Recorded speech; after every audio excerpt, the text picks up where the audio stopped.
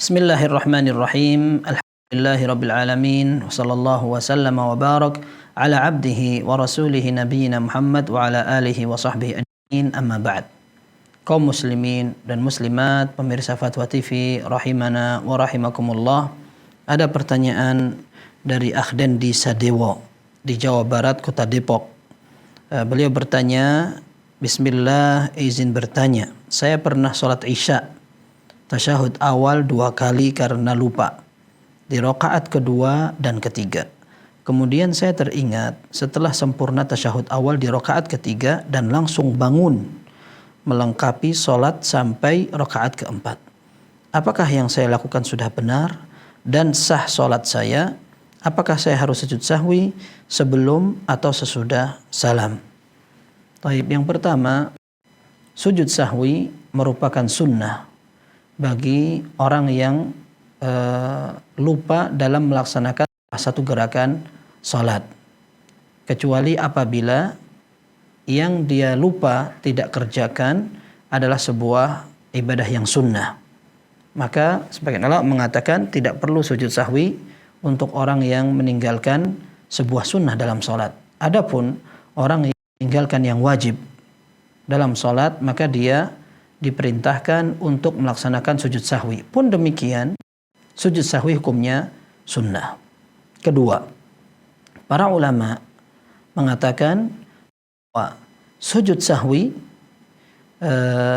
bisa dilakukan sebelum salam atau sesudah salam.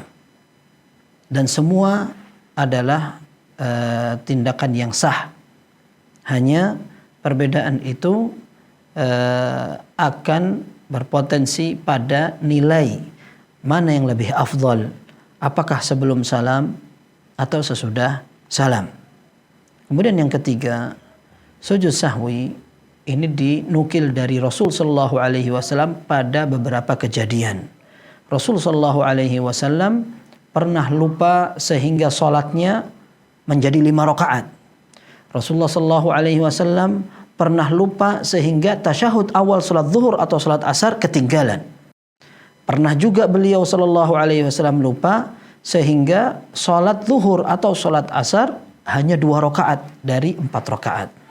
Dari beberapa kejadian itu, maka para ulama mengambil kesimpulan dengan perbedaan pendapat yang dinukil dari mereka. Ada yang menyatakan sebelum salam, ada yang mengatakan setelah salam. Setelah yang tadi kita sebutkan bahwa mereka semua sepakat mau dilakukan sujud sahwi itu sebelum salam atau sudah salam, semuanya sah. Kemudian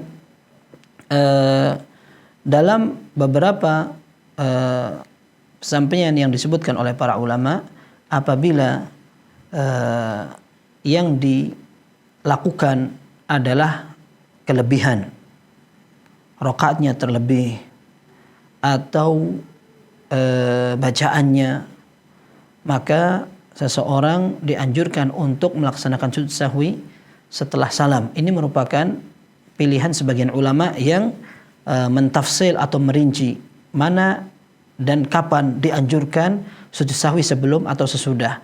Apabila yang dilakukan adalah tambahan dalam sholat, maka dia lakukan sujudnya setelah salam. Apabila yang dilakukan adalah kurang, maka dilakukan sebelum salam. Sebagaimana apabila seseorang ragu apakah dia sudah sholat lengkap atau belum, maka dilakukan sebelum salam. Kemudian apa yang dilakukan oleh saudara Dendi Sadewo tadi, wallahu sudah benar. Ketika dia ingat, segera dia sempurnakan.